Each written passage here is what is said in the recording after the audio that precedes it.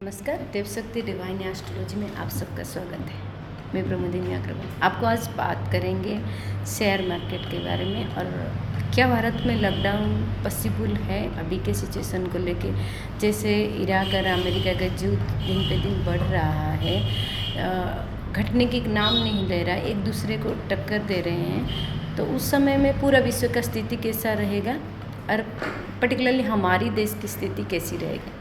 देखिए, पहले जानते हैं शेयर मार्केट के बारे में, क्योंकि जिस देश का आर्थिक स्थिति मजबूत होती है वो देश को एक अहमियत मिलती है विश्व दरबार में। तो हमारा अर्थ अगर सुरक्षित है, मजबूती है, तो हम लोग को डरने का इतना भय नहीं रहेगा, इतना डर नहीं रहेगा कि विश्व में कुछ भी हो जाए। तो आइए जानते हैं शेयर मार्केट। देखिए, शेयर मार्केट में अभी अगर भारत की जो कुंडली है 15 अगस्त का अगर चार्ट देखें तो भारत में अभी मंगल की महादशा शुरू हो गई है और उसमें राहु की अंतर्दशा, तो प्रत्यंतर भी राहु है। देखो, राहु क्या है, एक बिग शैडो है, वो आपको जितना देना चाहिए उससे बहुत बड़ा दिखाएगा, पर ऐसे होता नहीं। रियल पिक्चर में एक सिनेरियो नहीं रहता है, क्योंकि राहु का दुर्भाग्य क्या है, उसको देखने की तो क्षमता है, स्मेल करने की क्षमता है, पर जो पाने की समय आते हैं ना उसको नहीं मिलते। इसका विडंबना क्या है, इसका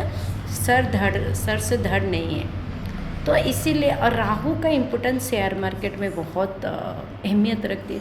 दूसरी बात है, राहु क्या है, फॉरेन करेंसी भी है।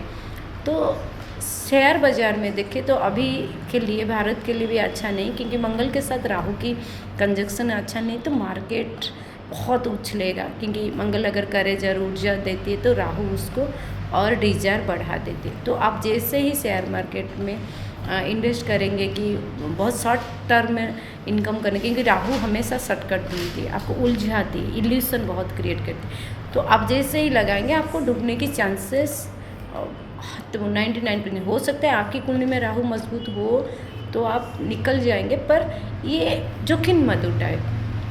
दूसरी बात है, अगर कौन सी शेयर में अगर आपका लगा हुआ है तो फ़ायदा देगा। देखिए, मंगल क्या है, दवाई भी है, मंगल पीएसयू सेक्टर है, आपका गवर्नमेंट का जितना पीएसयू सेक्टर है, पब्लिक सेक्टर, उसमें इन्वेस्ट कर सकते हैं।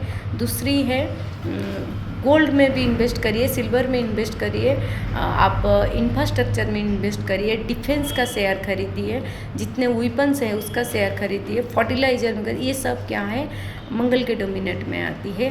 भू लैंड एग्रीकल्चर में लगाइए, उसमें वो जो कंपनियां हैं उन्हीं से आपका शेयर में फ़ायदा मिलेगा। अभी के सिचुएशन के लिए शेयर मार्केट लगभग आपकी अप्रैल में भी बहुत ज़्यादा डाउन हो सकता है।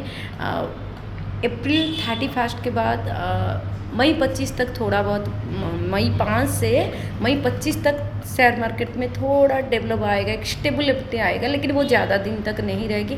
फिर वो जुलाई में डाउन होते रहेगा। ये ऐसे ही कंटिन्यूसली डाउन जुलाई से लगभग होते होते आपको पूरा अक्टूबर तक ले जाएगी। तो लगभग देखेंगे तो 2026 के मई 25 के बाद तो शेयर और भी गिर जाएगा। इसीलिए शेयर मार्केट से मैं कहूँगी जितना हो सके दूर रहिए। अगर आपको इन्वेस्ट ज़रूरी है तो गोल्ड भी इन्वेस्ट करिए, गोल्ड का ETF खरीदिए, वो सबसे बढ़िया है, या कोई भी पेनी स्टॉक खरीदिए जो, और वो भी 6-7 साल लॉन्ग टर्म देख के, 7 साल तक अगर रख रहे हैं। ये गोल्ड भी 7 साल के बाद आपका गिरेगा, तो अगर गोल्ड अभी के लिए बढ़ेगा, मैम नो डाउट गोल्ड अभी बृहस्पति का सिचुएशन जैसे ही कर्क में आएगा, फिर गुरु अतिचारी होके से जाएंगे, तो 2026-27 तो गोल्ड का दबदबा रहेगा, 28 भी रहेगा, 29 रहेगा, उसके बाद गिरेगा। क्योंकि गोल्ड भी जितना बोल रहे हैं ना, गोल्ड 7 लाख जाएगा, यकीन मानिए जाएगा, पर हर चीज़ ना एक एक्सट्रीम लेवल जाके गिरती है। तो 6-7 साल के बाद गोल्ड का भी वैल्यू इतना नहीं रहेगा। इसीलिए अभी के लिए गोल्ड बेस्ट ऑप्शन है और सिल्वर बेस्ट ऑप्शन है, पर 7 साल के 6.5 से 7 साल तक के लिए गोल्ड बढ़िया है। अब जानते हैं लॉकडाउन। देखिए, जब एक युद्ध होती है ना, चाहे हमारी देश पाकिस्तान हो या और कोई देश के साथ लड़ाई आते, तो वो भी समय में भी दिक्कत होती है, कमियां बहुत होती है, पर ये जो विश्व स्तर में होती है, क्योंकि ज़्यादातर हमको क्या है, पेट्रोल डीजल और हम लोग का ईंधन के लिए ही दिक्कत लॉकडाउन नहीं होगा, लेकिन उस समय तक की सिचुएशन आ जाएगी, क्योंकि मंगल में राहु चले। राहु क्या है, जितना गैस है वो तो कम ही करें। और दूसरी बात है, भारत की चार्ट में राहु लगन में है, जो बार चार्ट के लगन में है, और राहु लगन में है। अभी जैसे मैं देख रहा हूँ, और ये जो मंगल की राहु की दशा चल रहा है, उसी से भारत में स्थिति और बढ़ जाएगी।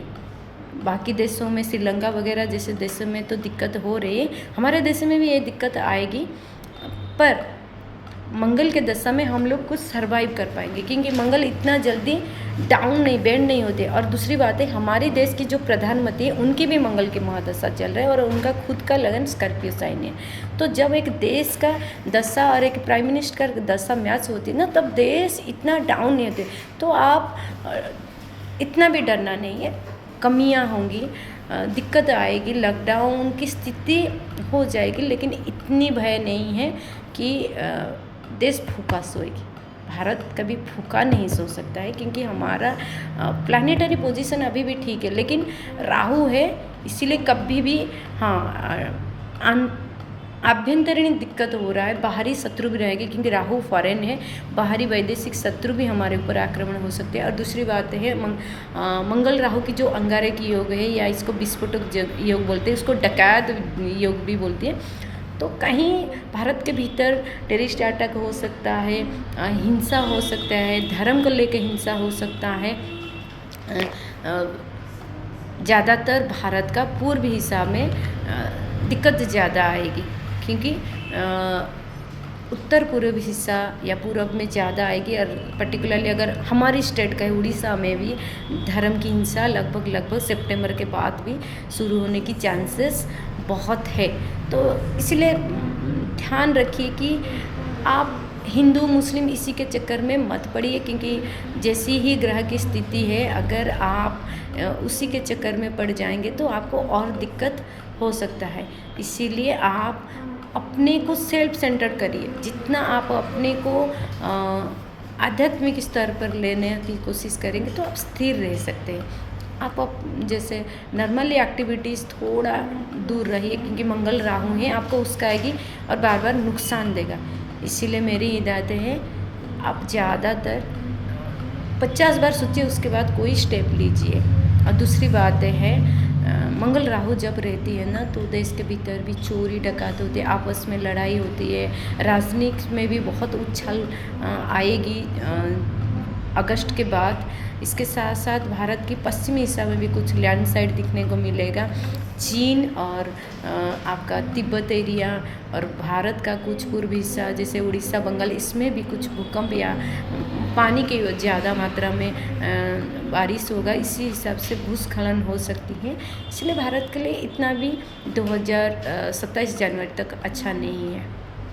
लगभग 2026 नवंबर दिसंबर तक खतरा है, अगस्त से खतरा है, क्योंकि मंगल राहु विस्फोटक योग बना रहे हैं हमारी कुंडली में, हमारी भारत की कुंडली में, और इसीलिए ये दिक्कत दिखा रहे।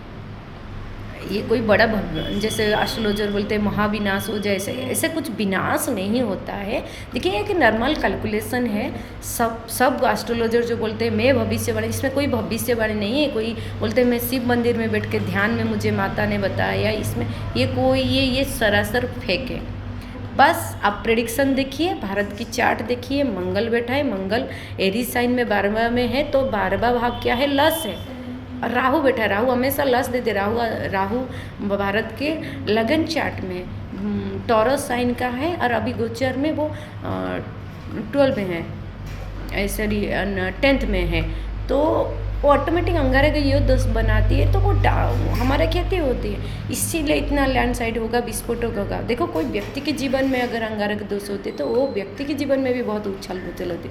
इसीलिए ये वहम में मत पड़िए कि फलाना बाबा ने, फलाना एस्ट्रोलॉजर ने होता। ये नॉर्मली के कैलकुलेशन है और कुछ नहीं है। जैसे ही बृहस्पति आएगी, लेकिन बृहस्पति भी इतना रिजल्ट अच्छा नहीं देगा, क्योंकि बृहस्पति इस बार अतिचारी है। देखिए किसी के पास अगर ज़्यादा पावर है ना, वो मिसयूज करने को चाहेगी। तो बृहस्पति भी जब भी भारत की कुंडली में जैसे ही गोचर करेगा वो सोने का रेट बढ़ेगा। तो सोना का रेट जब बढ़ेगा तो जो पूंजीपति हैं उनको मन में ईगो आएगी, तो वो पावर को, मंगल को लेके मिसयूज कर सकते हैं। तो इसीलिए देश की स्थिति गंभीर रहेगा। खाने पीने के चीज़ को लेके भी दिक्कत आएगी 100%, क्योंकि बृहस्पति जब राजा होके बैठेगा ना तो वो आपको खाने की अहमियत दिखाएगा। सारे विश्व को खाने की कमी पड़ेगी। पर भारत के लिए बृहस्पति इतने खराब भाव का लॉर्ड नहीं है, तो इसीलिए, और ज़्यादातर पूर्व हिस्सा में जुपिटर, हमारे देश जुपिटर प्रधान देश है, गुरु तत्व देश है, तो हमको खाने पीने का दिक्कत नहीं होगा, पर कमी रहेगा। बृहस्पति एक आपको टीचर्स देगा कि you have to discipline with your food. आप अपने खाने को लेके हमेशा डिसिप्लिन रहिए, नहीं तो आपको दिक्कत रहेगी। ये थी मेरी एक नॉर्मल कैलकुलेशन एस्ट्रोलॉजी के ऊपर।